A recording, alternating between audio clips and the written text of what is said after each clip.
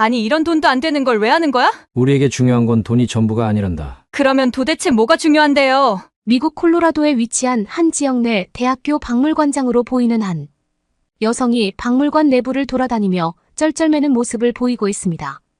그런 그녀의 발밑에는 박물관의 보관 유물들과 유물들을 보관하는 유리관들이 처참히 깨져 있는 것도 모자라 박물관 외부의 창문마저 깨져 있어 스산하기만 한데요.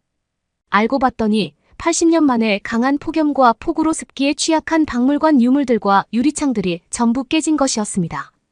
자신의 눈앞에 펼쳐진 상황에 당황하던 그녀는 어딘가로 전화를 걸게 되고 약 1시간 뒤 5명의 한국인 남성들이 박물관에 나타나는데요. 과연 이곳에서는 어떤 일이 있었는지 자세히 알아보도록 하겠습니다. 안녕하세요. 미국의 작은 도시 콜로라도에서 대학교에서 역사학을 가르치는 교수이자 박물관을 운영하고 제니퍼라고 합니다. 미국에는 수많은 지역 박물관과 국립박물관이 존재하고 있지만 그 중에서도 저와 같은 젊은 여성이 대학교 자체 내의 교수 겸 박물관장을 담당하고 있는 경우는 거의 찾아볼 수가 없는데요. 그도 그럴 것이 제가 담당하고 있는 덴버 박물관은 저뿐만 아니라 저희 부모님께서 하시던 교수직과 박물관장 직을 대대로 물려받아 계속된 지역 박물관의 운영을 담당하고 있는 경우이기에 미국의 그 어떤 박물관보다 더욱 특별하다고 할 수 있습니다.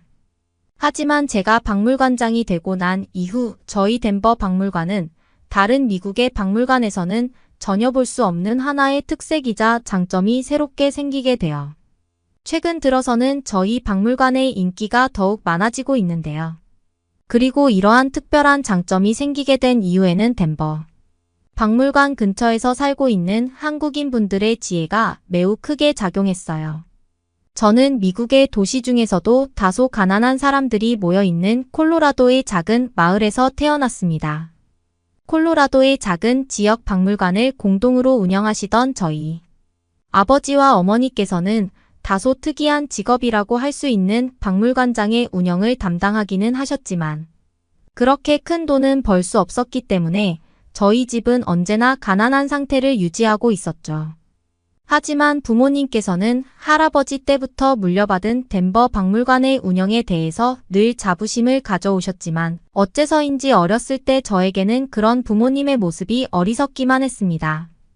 왜냐하면 어쨌든 박물관의 수익을 직접 받고 관리하는 지자체가 따로 있는 상태에서 저희 부모님은 그저 박물관의 전체적인 운영이나 티켓 입장을 도와드리는 역할만 하셨기 때문에 아무리 운영을 열심히 하셔도 진짜로 이득을 보는 사람은 따로 있었기 때문이죠.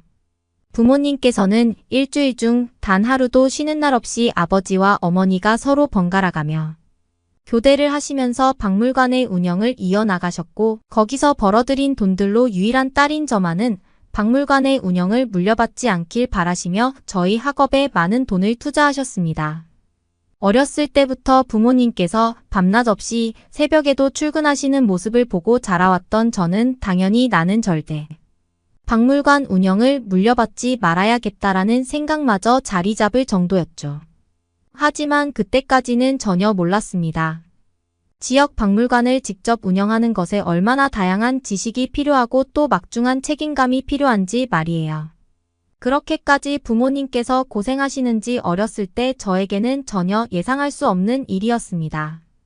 하지만 매일 밤 더운 미국의 여름을 보낼 때마다 에어컨과 선풍기를 가동할 돈조차 없어 저에게 늘 더우면 찬물로 씻고 창문 열라는 잔소리를 하셨던 부모님의 모습은 가난이 미치도록 싫었던 저에게는 그저 황당한 모습이었죠. 그리고 점점 시간이 지나 제가 학교를 졸업할 나이가 되어갈수록 저는 부모님께서 일을 하고 계시는 박물관 운영의 일을 볼 때마다 돈도 안 되는 일을 왜 그렇게 하냐며 잔소리를 하게 되었습니다. 그럴 때마다 부모님께서는 지역 마을의 유물이나 역사적 기록물들을 지키기 위해서는 결국 누군가는 해야만 하는 일이라면서 저보고 그런 말은 하지 말라고 하셨지만 저는 그럴 때마다 답답한 부모님의 모습이 참 싫었어요. 그런데 어느 날 저희 마을에 까무잡잡하고도 건강한 피부를 가진 한국인 아저씨들과 한국인 가족분들이 이사를 오셨습니다. 그 한국인 분들께서는 이사를 온 첫날부터 제가 살고 있는 콜로라도의 지역 마을을 돌아다니시면서 마을 전체 주민들에게 다정하게 먼저 인사를 건네주셨고, 때때로는 마을 회의에도 함께 참석하시면서 한국에서만 맛볼 수 있는 음식들을 해주셨어요. 그 중에는 저와 나이가 비슷한 20대의 한국인 친구들도 있었는데, 매우 신기했던 것은 저는 한국어를 전혀 들을 줄도 말할 줄도 몰랐지만, 그 친구들은 아주 자연스럽게 이미 영어를 구사하고 저와 대화를 나눌 수 있다는 사실이었죠. 콜로라도는 매우 큰 도시였지만 제가 살고 있던 마을은 대부분 미국의 지역 주민들만이 거주하는 지역이었기에 더운 여름만 되면 마을이 푹푹 찌고 더웠으나 한국인 가족분들이 이사를 오고 난 뒤에는 마을 주민끼리 교류도 많이 하고 한식을 나눠서 먹는 일종의 모임 같은 것도 생기면서 마을 전체가 활기를 띠기 시작했죠. 특히 한국인 아저씨분들은 저희 마을의 자랑이라고 할 수 있는 덴버 박물관에 매우 큰 관심을 보이시면서 시간이 날 때마다 박물관 내부에서 조용히 구경을 하시거나 박물관 주변의 쓰레기들을 치워주시는 봉사활동까지 해주셨기에 저는 더더욱 그 한국인 분들에게 호감이 생기게 되었습니다. 박물관의 전체적인 운영을 담당하고 계시던 저희 부모님께서도 한국인 분들이 마을에 오고 난 뒤에는 무언가 마을이 활기를 띠면서도 한국인 가족분들이 다른 도시의 친구들까지 함께 박물관으로 데려와서 박물관의 티켓 매출이 많이 올랐다면서 그분들에게 너무나 감사한 마음을 보이시기도 하셨죠. 그런데 어느 날 아버지께서는 저녁 식사를 하던 중 갑자기 눈이 잘 보이지 않는다면서 극심한 두통을 호소하시더군요.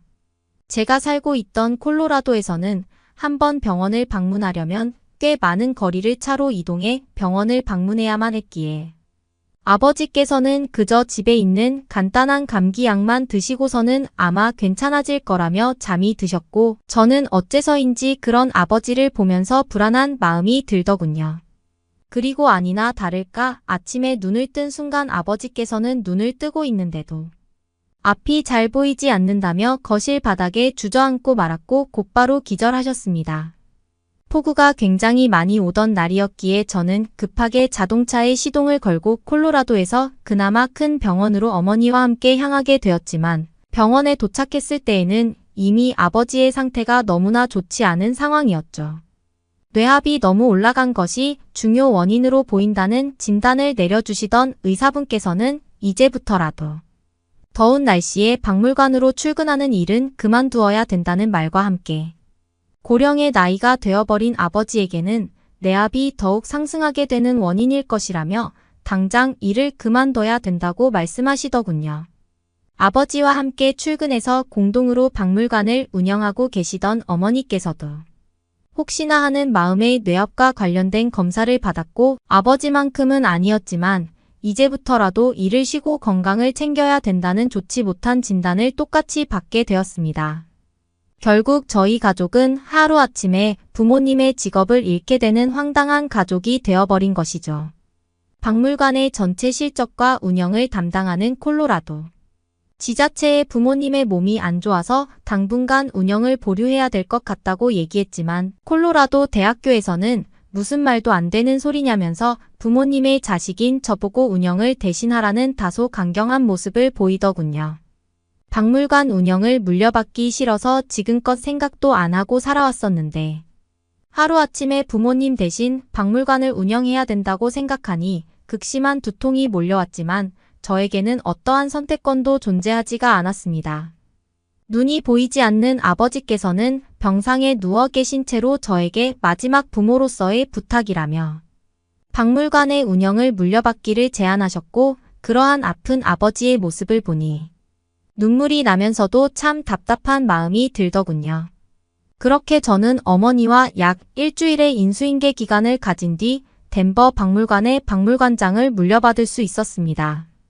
그렇게 크지 않은 지역 박물관답게 5명 남짓한 청소 담당 직원들과 회계 관리를 해주시는 한 명의 직원들만 있었기 때문에 어렸을 때부터 부모님께서 운영하시는 것을 어깨 넘어 간접적으로 보아오던 저는 별다른 어려움 없이 박물관의 운영을 이어나갈 수 있었죠.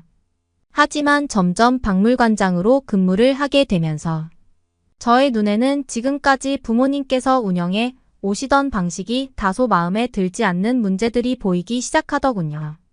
수익의 문제가 아닌 콜로라도만이 가지고 있는 각종 유물의 가치와 정보를 알리기 위해서는 많은 관광객분들이 와야 했지만 어째서인지 덴버 박물관은 아무런 홍보가 되지 않아 박물관 근처의 지역 주민들을 제외하고는 그 어떠한 관광객도 오지 않는 점이 큰 문제였습니다. 또 다른 것은 박물관의 전체적인 시설이 너무 낡아 있어서 정말 언제 무너질지 모르는 느낌이 들 정도로 건물 전체가 노후화되어 있었죠. 이왕 박물관장을 담당하게 된 저는 어느 정도 부모님에게 자랑스러운 모습을 보여드리고 싶었고 그렇게 박물관 사무실에 앉아 머리를 싸매고 운영에 관한 많은 생각을 하게 되었습니다. 그러던 어느 날 저희 마을에 이사를 왔었던 한국인 친구들이 제가 박물관장을 물려받았다는 소식을 듣고 박물관으로 놀러 오더군요. 저는 너무나 고마운 마음에 한국인 친구들에게 박물관 근처의 식당에서 음식을 대접했고 제가 가지고 있는 박물관 운영의 어려움도 털어놓게 되었습니다. 그런데 그중 한 한국인 친구가 SNS 홍보를 하면 어떻겠냐는 말과 함께 자기가 가지고 있는 SNS 계정들로 박물관에 홍보를 해보겠다면서 잠깐 기다려보라고 말하더군요. 그리고 약 2개월 뒤 저희 박물관에는 상상하지도 못할 일들이 일어나기 시작했습니다. 그 한국인 친구의 홍보 효과 때문인지 저희 박물관은 소박하고 아름다운 박물관으로 이름을 알리기 시작했고 특히 미국에 있는 많은 한국인 분들이 직접 방문하시게 되면서 홍보 효과는 더욱 커져만 나갔죠. 저는 한국인 친구의 도움이 너무나 고마웠습니다. 그런데 박물관의 운영에 자부심을 느끼고 행복한 나날을 보내던 어느 날, 박물관에는 하나의 충격적인 사고가 발생하고 말았죠. 미국 뉴스에서는 80년 만에 기록적인 폭염이라면서 노인이나 어린이들은 외출을 삼가해 달라는 역대급 폭염 경고가 방송되고 있었고 그러한 폭염의 여파가 박물관에도 피해를 발생시키고 말았던 것입니다. 폭염 소식을 듣고 박물관에 도착했을 때에는 아무런 보온 장치와 냉방 장치도 없는 노후화된 박물관의 외벽. 유리가 폭염을 견디지 못해 전부 깨져 있었고 박물관 내부에서 보관 중이던 각종 유물들도 폭염을 견디지 못해 전부 변형이 생기거나 깨져버린 상태였죠. 말 그대로 박물관 내부는 지구 종말이라도 온 것처럼 엄청난 더위와 함께 대부분 유물이 깨져 있었습니다. 한 번도 겪어보지 못한 상황에 책임을 져야 되는 박물관장으로서 도저히 방법이 떠오르지 않았고 결국 저는 차디찬 박물관 바닥에 주저앉아 오열하고 말았죠. 그렇게 유리창도 다 깨져 더운 열기가 들어오는 박물관에서 1시간이 넘게 멍해 있을 때 한 통의 전화가 저에게 오더군요. 그 전화는 한국인 친구의 전화였습니다. 친구는 몇몇 사람들이 박물관 입구에 왔는데 문이 안 열린다는 말과 함께 무슨 일이 있냐면서 물어보았고 저는 폭염으로 유물마저 깨져버린 처참한 박물관 상황을 친구에게 얘기해 주었습니다. 제 말을 한참 듣고 있던 친구는 잠깐 기다려보라는 말과 함께 전화를 끊었고 약 10분 뒤 박물관으로 5명의 한국인 아저씨들과 친구들이 도착했어요. 엄청나게 큰 대형 물탱크를 들고 오신 한국인 아저씨분들께서는 저에게 박물관의 설계 지도를 달라고 요청하셨고 저는 어안이 벙벙한 상태로 설계 도면을 넘겨주고 그저 아저씨들의 조언대로 얼어버려 깨진 유물들을 치우고만 있었죠. 다행히 콜로라도 지자체의 도움을 받아 깨진 유물들은 전문 복원 기사에게 보내졌지만 앞으로의 폭염에 박물관이 견딜 수 없다는 큰 문제가 남아 있었습니다. 그런데 한국인 아저씨분들은 콜로라도 지자체 분들을 불러달라고 요청하셨고 저는 대체 아저씨들이 무슨 일을 꾸미는 것인지 예측조차 하지 못한 채 미국 지자체 직원들을 불러들였죠. 한참을 지자체 직원과 대화를 나누시던 한국인 아저씨분들께서는 다짜고짜 박물관 바닥의 타일들을 전부 뜯기 시작하시더군요. 그리고 그것에 맞춰 나머지 아저씨분들은 박물관의 유리 보관대를 전부 들어서 밖으로 옮기기 시작했습니다.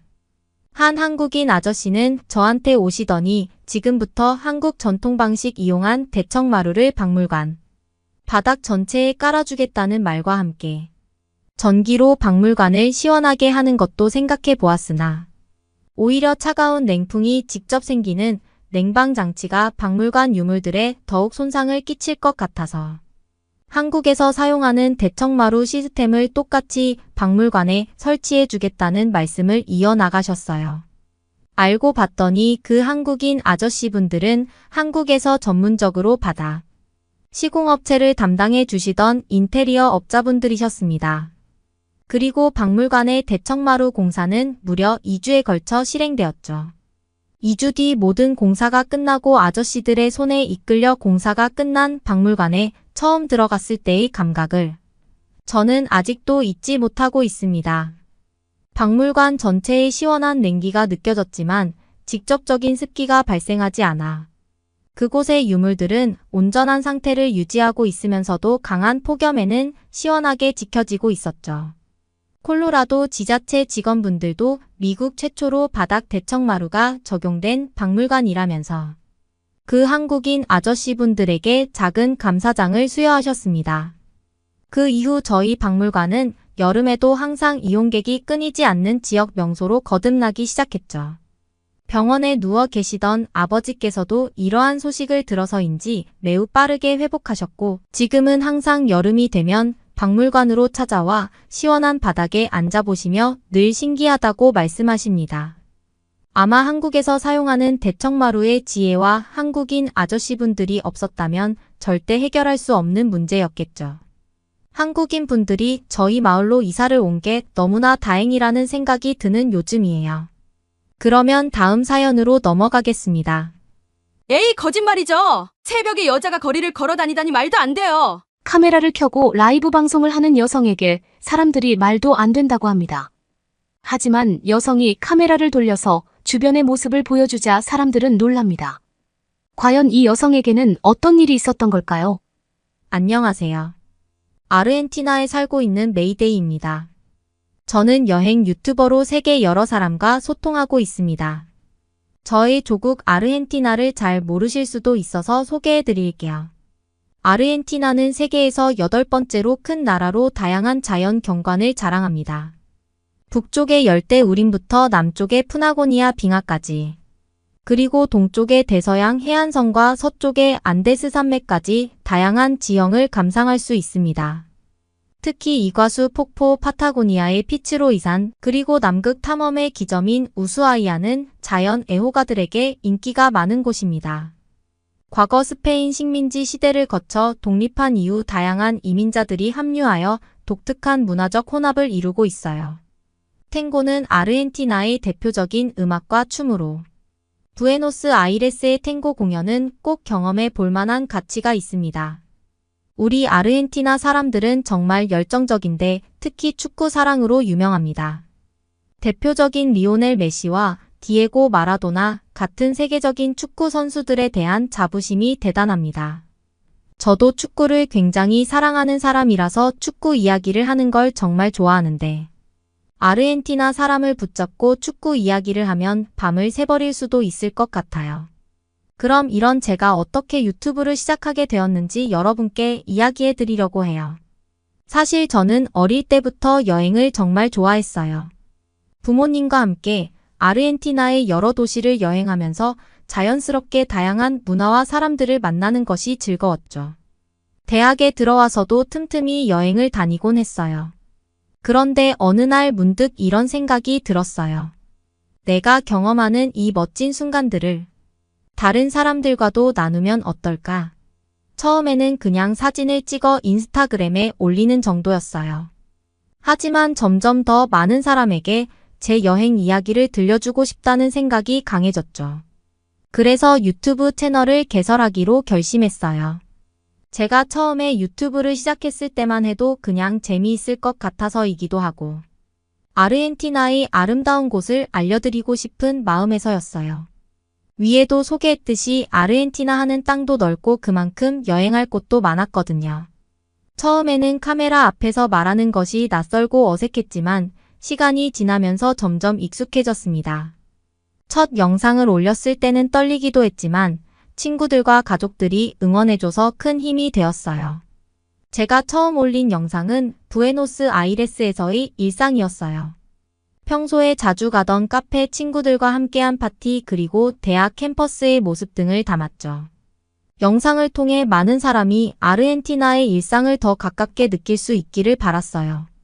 다행히 많은 분이 영상을 좋아해 주셨고 그 후로도 꾸준히 여행지를 소개하는 영상을 올리게 되었습니다. 가장 기억에 남는 여행은 파타고니아였어요. 그곳의 아름다운 자연 경관을 영상으로 담으면서 제가 얼마나 이 일을 사랑하는지 다시 한번 느낄 수 있었습니다. 물론 힘든 순간도 있었어요. 촬영 장비가 고장나거나 계획했던 일정이 틀어질 때도 있었지만 그런 순간들마저도 제 유튜브 채널을 성장시키는데 큰 도움이 되었어요. 이렇게 유튜브를 통해 제 여행 이야기를 나누면서 전 세계의 많은 사람과 소통할 수 있게 되었습니다. 그리고 더 많은 사람이 아르헨티나의 아름다움과 매력을 알게 되었으면 좋겠다는 마음으로 계속해서 영상을 만들고 있습니다. 저는 영상을 통해서 함께 여행하는 기분을 느끼기 위해서 라이브로 카메라를 켜기도 했어요. 여러 곳을 여행하고 경험한 것을 많은 사람과 공유하면서 소통하는 게 재미있었고 제 구독자분들도 자신도 그 장소에 있는 것 같다고 라이브 방송을 좋아하셨어요. 이렇게 학교와 유튜버의 두 가지 일을 열심히 해가고 있었는데 나 같은 과의 친한 친구들이 한국을 여행 가지 않겠냐고 말하였어요. 사실 아르헨티나에서는 요즘 한류가 엄청나게 유행하고 있습니다.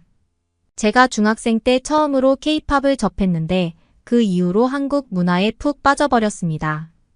BTS, 블랙핑크 같은 한국의 아이돌 그룹은 물론이고 한국 드라마와 영화도 정말 재미있게 보고 있는데 요즘은 제 또래의 사람들은 한국 문화를 아주 좋아했어요. 제 친구들 사이에서도 한국어를 배우고 한국 음식을 먹으러 가는 것이 큰 인기를 끌고 있습니다. 이렇게 한국 문화에 관해 관심이 커지다 보니 자연스럽게 한국이라는 나라에 대해 더 알고 싶어졌어요.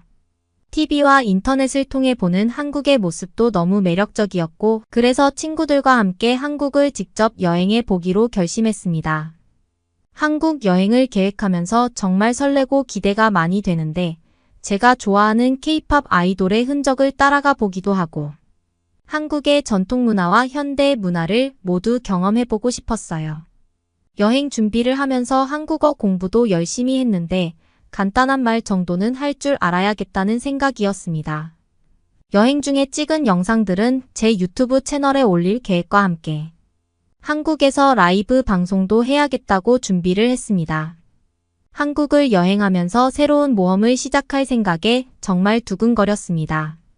친구 2명이 제 여행에 동행하기로 했는데 BTS를 좋아하는 자미르와 요즘 한창 한국 드라마에 빠져있는 루비루가 함께하기로 했습니다. 물론 혼자도 즐거웠겠지만 친구들과 함께 여행을 하니 너무 든든하고 즐거운 기분이 들었어요. 우리는 아르바이트 하면서 열심히 여행 경비를 마련했습니다.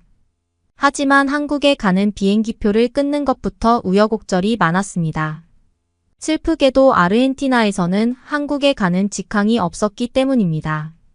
2번이나 비행기를 갈아타야 하는 긴 비행이었거든요.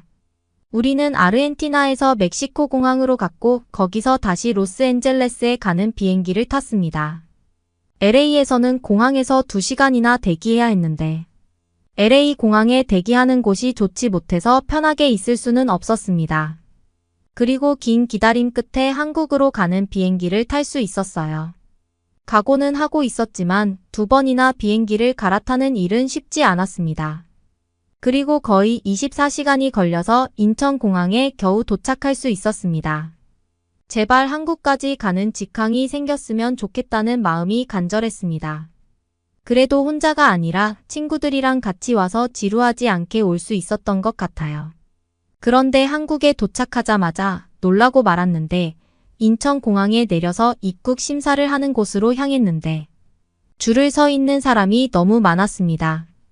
이미 2번의 환승으로 많이 지쳐있던 우리들은 긴 줄을 보면서 인내심이 바닥나려고 했어요. 그런 생각에 힘들게 줄을 서 있는데 어떻게 된 일인지 줄이 빠른 속도로 줄어들었어요. 알고 보니 인천공항은 디지털화가 잘 되어 있어서 순식간에 QR코드를 몇 번 찍었더니 모든 수속이 빠르게 끝이 나서 우리는 한국의 첨단 시스템에 감탄했습니다. 한국의 대중문화가 대단한 건 알고 있었는데 공항의 과학기술력이 대단하다는 걸 알고는 한국이 선진국이라는 생각에 놀라게 되었어요.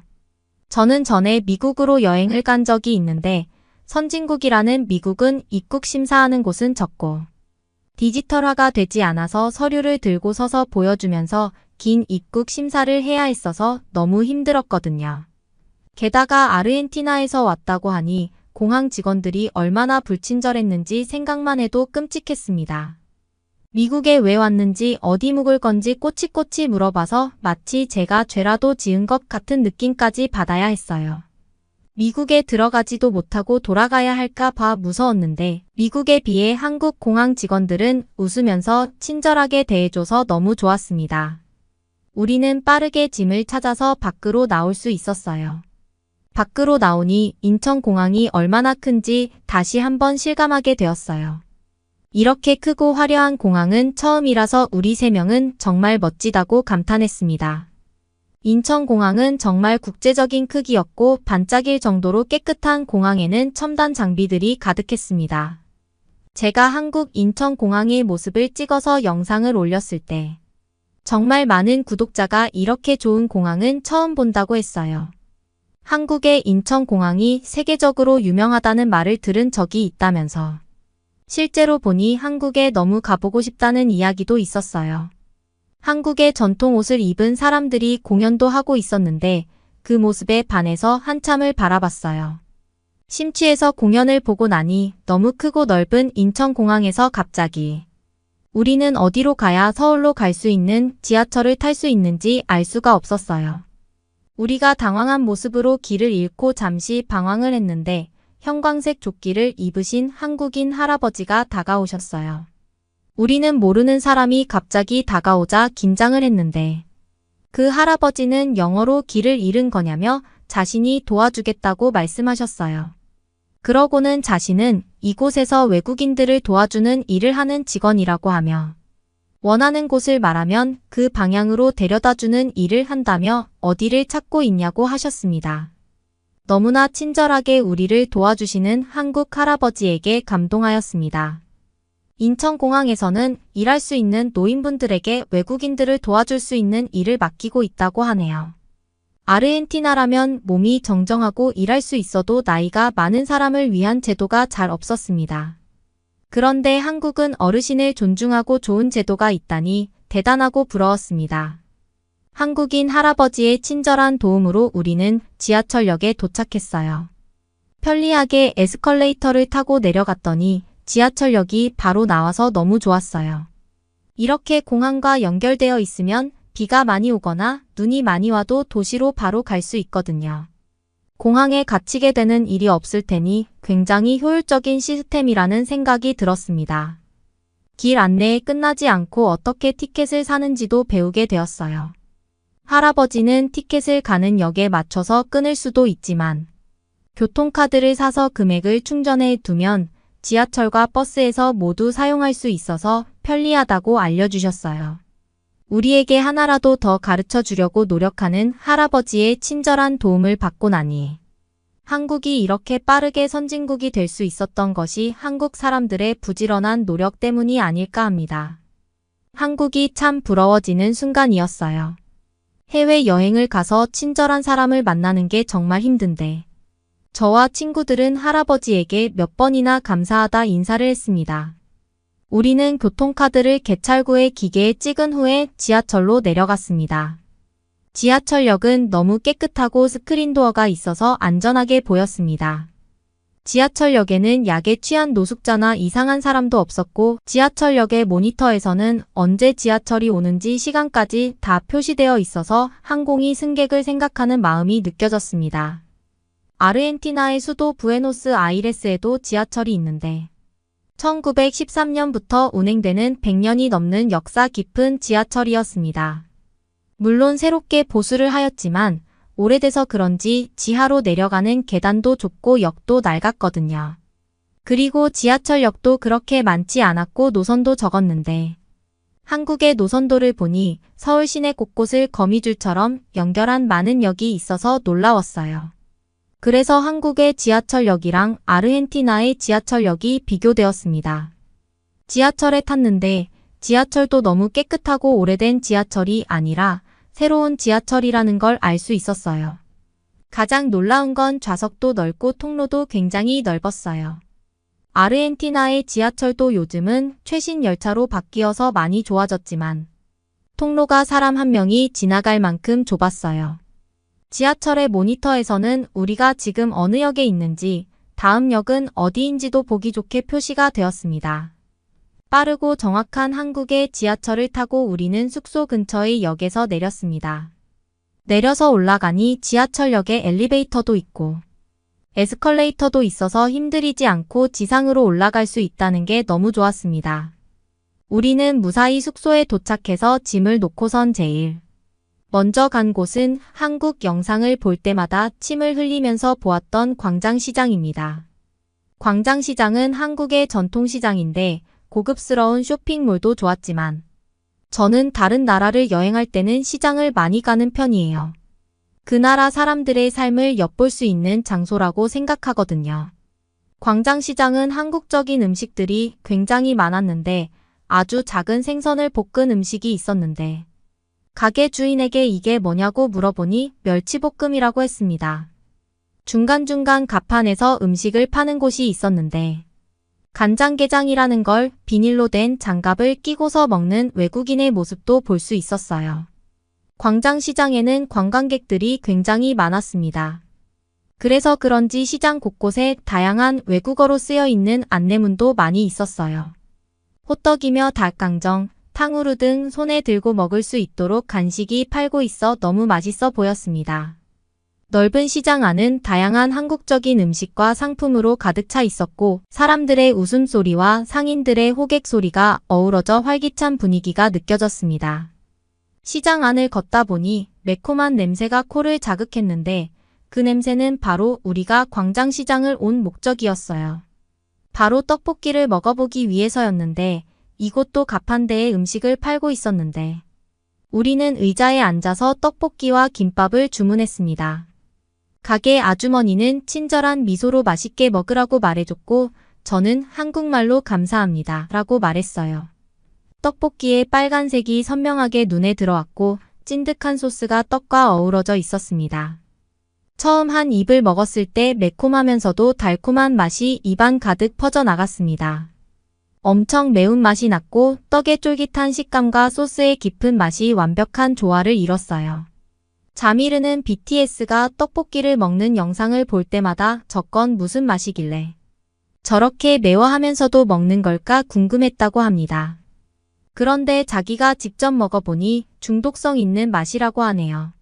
전엔 떡볶이에 이어서 김밥도 먹었는데 미국에서 김밥이 엄청나게 유행했다고 하더니 먹어보니 조금 달달한 맛과 함께 채소와 밥의 조화가 정말 맛있었어요.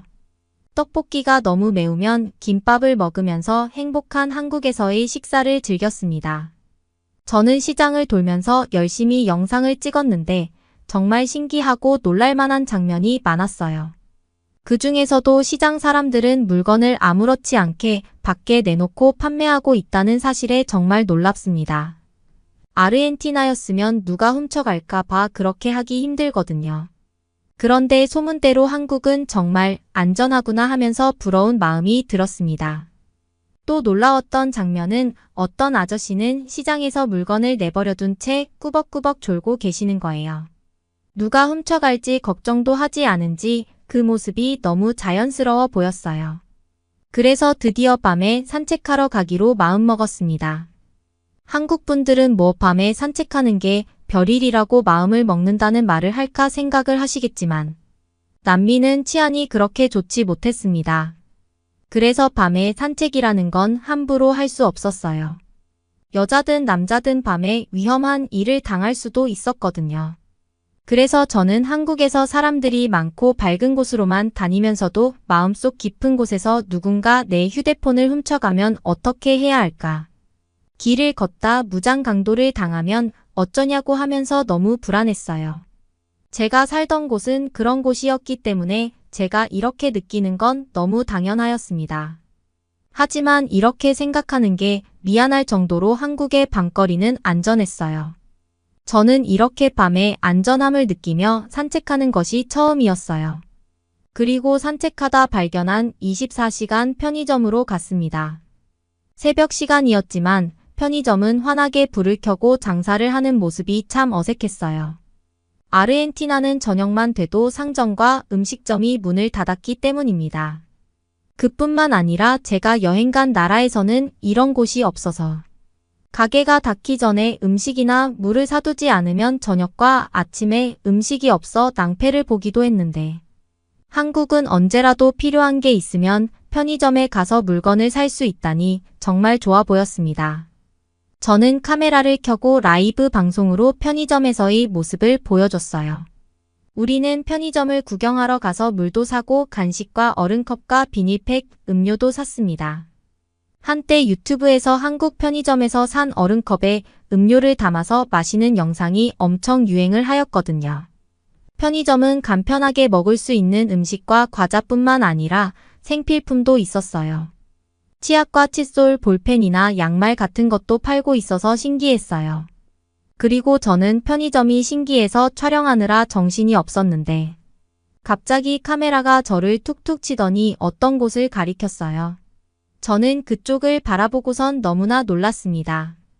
편의점에서는 진통제나 감기약 같은 간단한 의약품도 팔고 있었어요.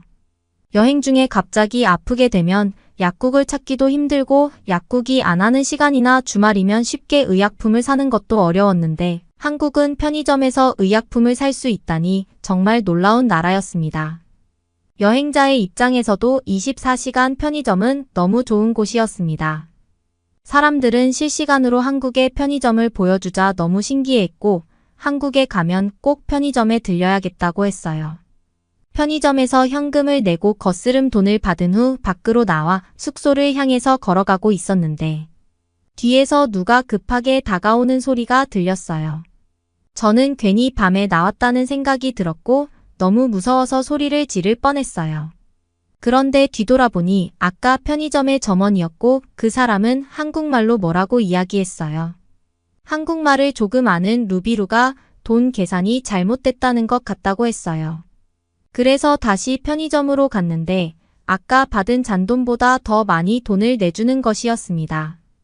제가 한국 돈에 안 익숙해서 몰랐는데 알고 보니 꽤 큰 지폐를 냈더라고요. 다음 날 밤에는 버스를 타고 한강공원을 가보기로 하였어요. 한국의 버스 정류장은 조명이 밝게 켜져 있었고 상단의 모니터에서는 언제 버스가 오는지 모두 표시가 되었습니다. 곧 버스가 왔고 교통카드를 찍고 버스를 탔습니다. 버스도 참 깨끗하고 내릴 때 누를 수 있는 버튼이 커다랗게 있는 게 신기했습니다. 그렇게 버스를 타고 한강공원에 도착했는데 한강공원에는 곳곳에 산책로가 있었고 그곳을 한국 사람들이 즐겁게 걷고 있었어요. 그리고 산책로에는 밝은 조명들이 많이 있어서 환하게 비추고 있었어요. 밤인데도 어두워서 무서운 느낌이 아니고 산책하기 좋게 되어 있었습니다. 가족들이 같이 나와서 산책하는 모습은 너무 화목해 보였고 나이가 드신 분들도 건강관리를 열심히 하셨는지 젊은 사람들 못지않게 빠른 걸음으로 운동하시는 모습도 인상 깊었어요. 한국은 산책로 주변에 CCTV가 많이 보여서 더더욱 안전해 보였어요.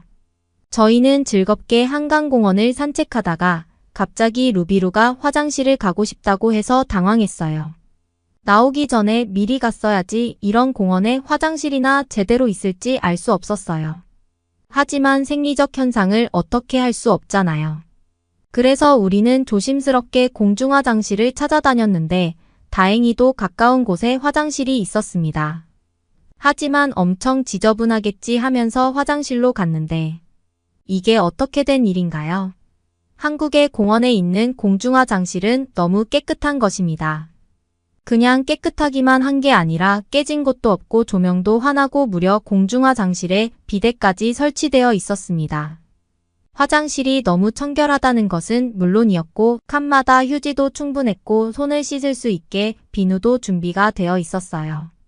그리고 손을 씻고 나서 바람으로 손을 말릴 수 있도록 기계까지 모든 것이 완벽했습니다. 아르헨티나에서 공중 화장실도 잘 없거니와 더러운 건 기본이고 돈을 받는 곳도 많았어요.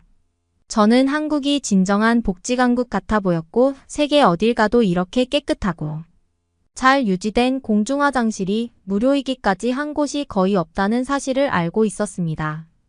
정말이지 한국에서 여러 번 놀라게 되네요. 저와 친구들은 여러 가지 경험을 해보면서 한국과 사랑에 빠졌습니다. 여자가 혼자 여행해도 안전한 나라는 한국이 유일할 거예요. 저는 한국의 이런 모습을 열심히 영상을 찍어서 유튜브에 올리고 있어요. 아르헨티나 사람뿐만 아니라 남미의 많은 나라 사람들이 이 모습을 보고 놀라고 있어요. 한국에서 찍은 영상 덕분에 놀라운 수의 구독자가 생겼어요. 세계적으로 한국에 대해 관심이 많아서 그런지 많은 사람들이 제 영상을 봐주셨어요. 다들 한국이란 나라의 놀라운 치안과 안전을 부러워하고 있답니다. 저는 아직도 한국 방방곡곡을 여행 중인데 서울뿐만 아니라 부산과 속초를 다음 여행 장소로 잡고 있습니다. 한국의 아름다운 모습을 열심히 찍고 있는데 이러다가 골드 버튼을 받을지도 모르겠다는 생각이 들 정도로 제 한국 여행 영상들이 인기가 많이 있네요. 시청하시는 분들이 한국의 구석구석을 알고 싶어 하셔서 여행을 하는 게 즐겁습니다. 그러면 다음 사연으로 넘어가겠습니다. 아니, 아시아 선진국은 일본이라니까? 한국은 후진국인 거 알잖아. 내 말 믿고 한 번만 한국 가보자, 제발. 일본이 더 좋은데 한국을 꼭 가야겠냐고 한 여성이 말을 합니다. 그 친구인 듯한 여성이 한국을 꼭 한번 가보자고 부탁하네요. 안 가봐도 한국보다는 일본이 당연히 좋은 게 사실 아니냐고 합니다. 그런데 그렇게 말하던 여성은 한국 공항에 도착하자마자 경악합니다.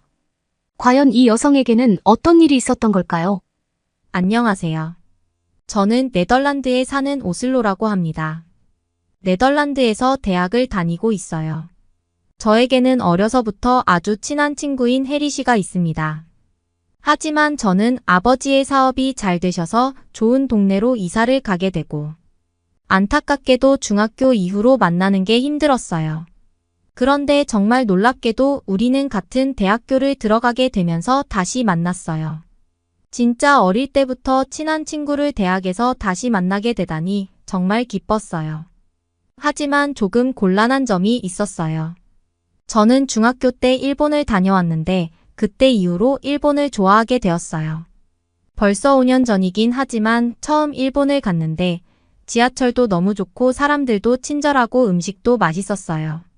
그래서 친구들에게 일본 이야기를 하는 걸 좋아했는데 요즘 제 또래 여자 대학생들은 K-팝과 한국 드라마를 엄청 좋아해요. 무슨 넷플릭스에서 오징어 게임이라는 드라마가 히트한 후에는 더 많은 애들이 한국을 좋아하더라고요. 저는 아시아의 작은 나라 한국에는 관심도 없는데 도대체 뭐가 좋은 건지 전혀 모르겠는데 말이죠.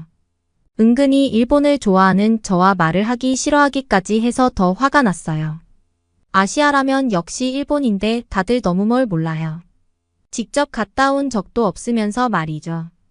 일본은 모든 게 완벽하고 편리해서 네덜란드와는 비교할 수 없을 만큼 엄청난 나라이거든요.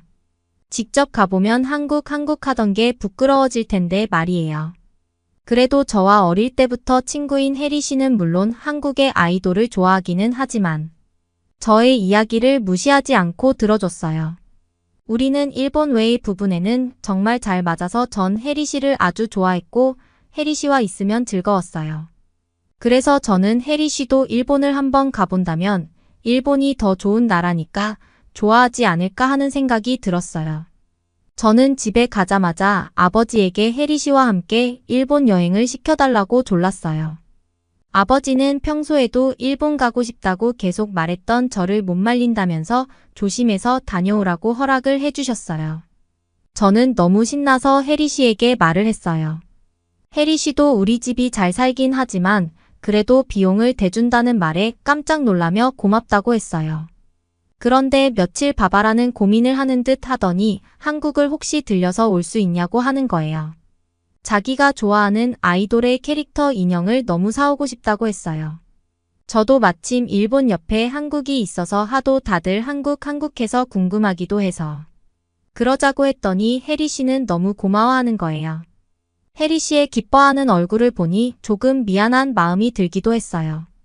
왜냐하면 일본을 갔다가 한국을 가보면 일본이 너무 좋으니까. 비교돼서 한국을 안 좋아하게 될 수도 있다고 생각했거든요. 우리는 방학이 되자 10시간이라는 긴 시간을 비행기를 타고 일본을 갔어요. 정말 유럽에서 아시아까지 거리가 멀었어요. 하지만 친한 친구와 함께 가는 첫 해외여행이라서 우리는 즐겁게 일본에 도착했어요. 버스와 지하철을 타고 관광을 했는데 혜리 씨는 일본의 시스템에 신기해했어요. 일본 버스는 내릴 때 버스기사 옆에 기계에 쳐낸 지폐를 넣었더니 동전이 자동으로 바뀌어 나왔어요. 그러면 그 동전을 다시 요금함에 잘 세워서 넣으면 됐어요. 처음에는 어떻게 하는지 잘 몰라서 일본 사람들이 어떻게 돈을 내는지 보고선 따라했어요. 하지만 그것 때문인지 큰 역 앞의 정류장에는 항상 사람들이 많아서 오래 줄을 서야 했어요.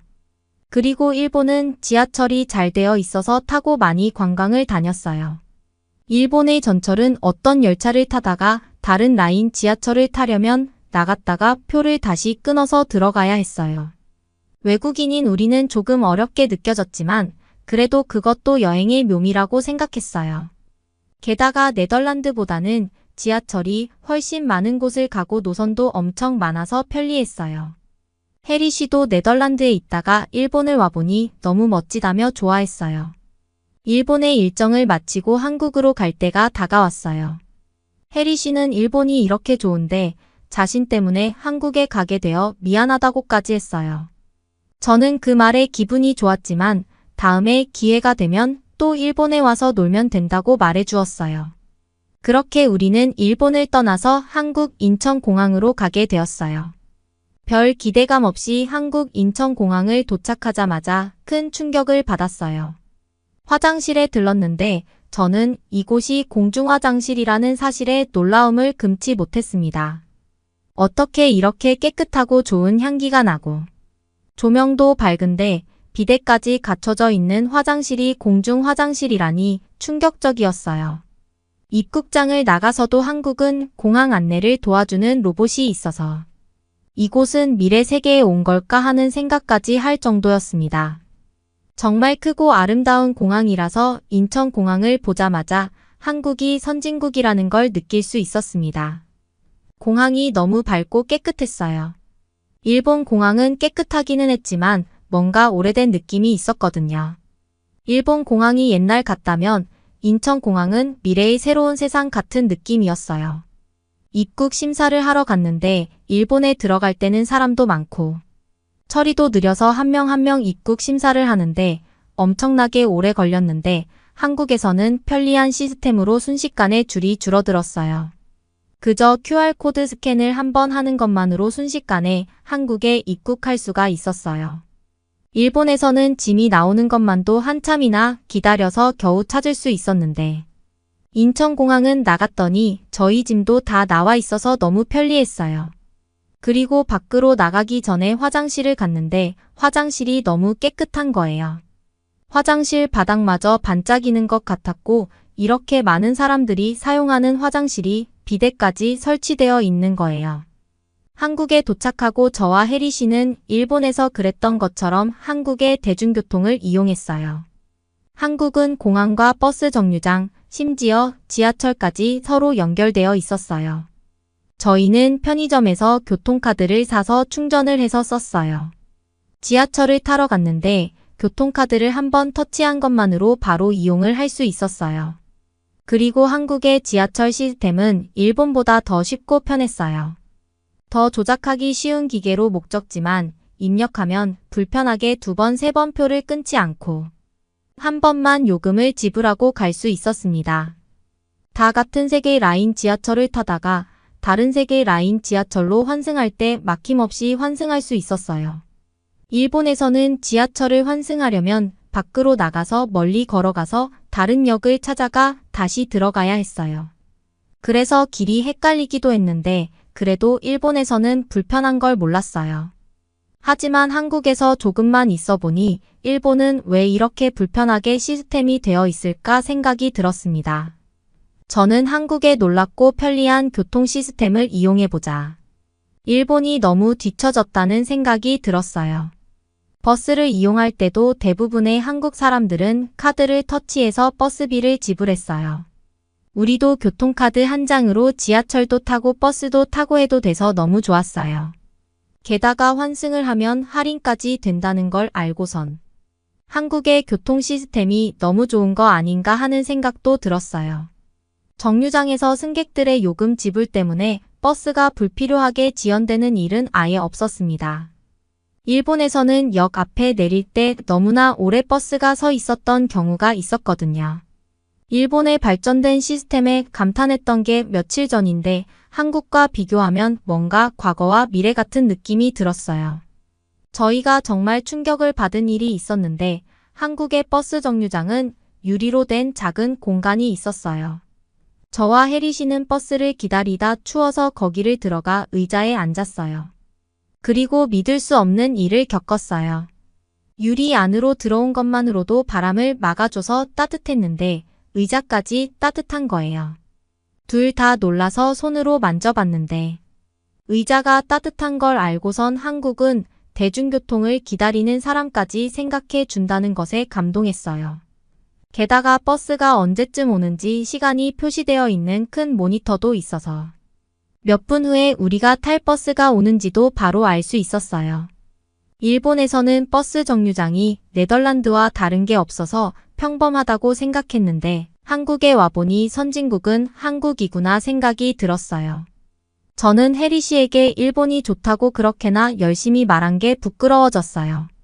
한국에서 제일 좋았던 점이라면 역시 불편하게 현금을 들고 다니지 않아도 된다는 점이었어요. 신용카드 한 장이면 아무리 작은 편의점에서도 예외 없이 모두 결제가 되었어요.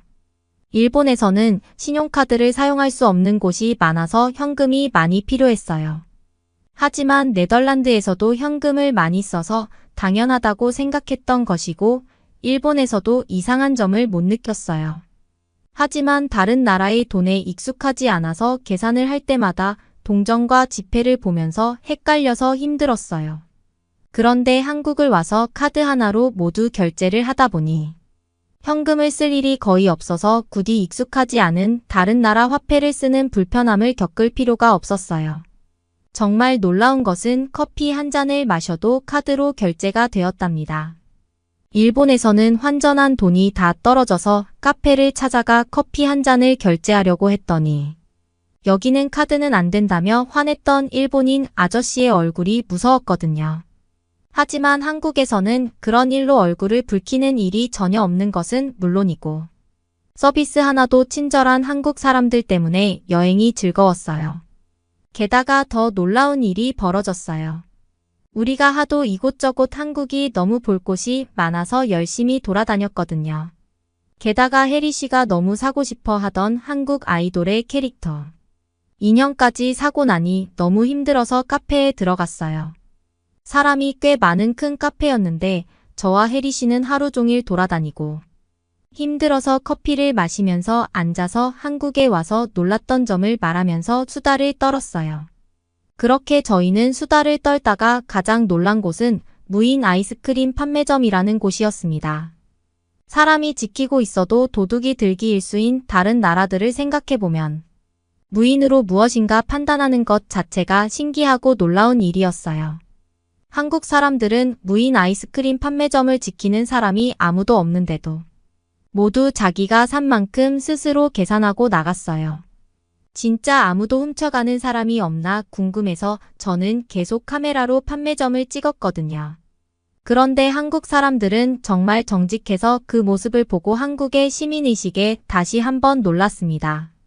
그렇게 우리는 또 다시 한참 돌아다니다가 목이 말라서 디저트를 먹으러 가자고 했어요.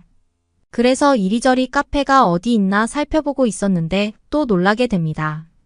주인 없는 문 닫힌 카페 앞에 택배 상자가 그대로 쌓여 있는 거 아니겠어요? 어떻게 주인이 없는데 택배를 아무도 안 훔쳐가고 그대로 택배 상자가 있을 수 있는 건지 신기했어요. 우리는 근처에 큰 규모의 인테리어가 예뻐 보이는 카페로 들어갔습니다. 한국 사람은 키오스크에서 디저트를 주문했어요.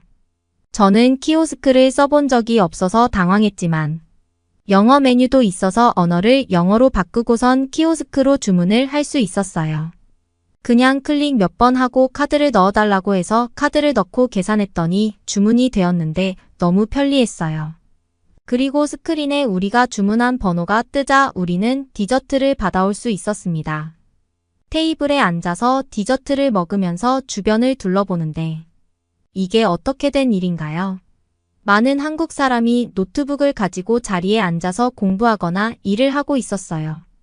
그냥 한국 사람들의 평범한 일상이 좋아서 주변을 구경하고 있었는데 저는 놀라운 장면을 발견하고 말았습니다. 노트북을 가지고 일하던 여성 한 명이 갑자기 일어나더니 노트북과 가방을 그 자리에 둔 채로 어디론가 나가는 거예요. 우리는 저러다가 누가 노트북을 훔쳐가면 어쩌려고 저렇게 놔두고 갈까 하고 말했어요. 그런데 몇십 분 후에 여성이 돌아왔는데 상점에서 무엇인가 사서 돌아오는지 쇼핑백을 들고 있었어요. 그리고 그때까지 노트북과 여성의 가방은 그 자리에 그대로 있었어요. 이 여성뿐만 아니라 주변에 노트북으로 공부를 하던 사람들도 노트북을 놔둔 채로 자리를 뜨는 걸 볼 수 있었습니다. 이 장면을 보면서 한국 사람의 정직함과 시민의식은 정말 인상 깊었어요. 이 모습을 찍은 영상을 올렸을 때는 사람들이 거짓말하지 말라, 저 노트북과 가방은 조금 후면 없어졌을 거다, 짜고선 조작한 거 아니냐 등등의 댓글이 올라왔고 엄청난 논란을 일으켰어요. 저는 제 눈으로 보고도 믿을 수가 없었으니 다들 못 믿는 것도 이해가 갔습니다. 남미였으면 들고 가다가도 핸드폰이나 노트북을 빼앗기는 일도 많았거든요. 저와 친구들은 며칠간 한국을 여행하면서 한국이 정말 안전한 나라라는 생각을 하게 되었어요. 그 후 숙소로 돌아가려고 지하철로 가서 교통카드를 꺼내려고 하는데 혜리 씨가 캐릭터 인형이 든 종이 가방과 핸드백을 카페에 두고 왔다는 걸 그때서야 알았어요. 너무 당황하고 놀랐어요.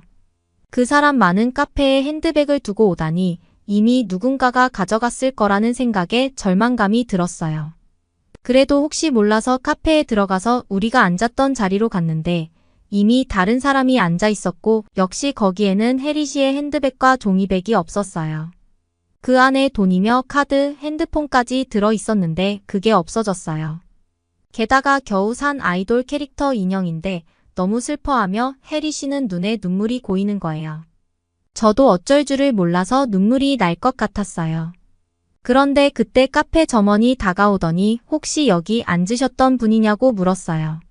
제가 맞다고 하자 어떤 손님이 빈자리에 핸드백과 종이백이 바닥에 떨어져 있더라며 자신에게 맡겼다는 것이었어요. 그리고는 혜리 씨에게 간단한 확인을 하더니 핸드백과 종이백을 돌려줬어요. 저는 정말 놀랐어요. 네덜란드였다면 이미 제 핸드백은 누군가 훔쳐가고 없었을 텐데 이걸 주어서 점원에게 맡기기까지 했다니. 한국인들은 어떻게 이렇게 정직할 수 있는 거죠? 저와 혜리 씨는 점원에게 연신 고맙다고 했고 점원은 아니라며 핸드백과 캐릭터 인형을 찾아서 다행이라고 미소 지어줬어요.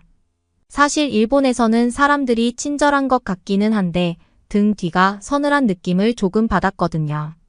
하지만 한국에서는 저희를 손님으로 대접해 주었고 외국인이라고 무시하는 느낌도 없었어요. 게다가 이렇게 카페에서 떨어뜨리고 간 물건까지 훔쳐가는 사람도 없이 찾을 수 있기까지 하다니 전 감동받았어요.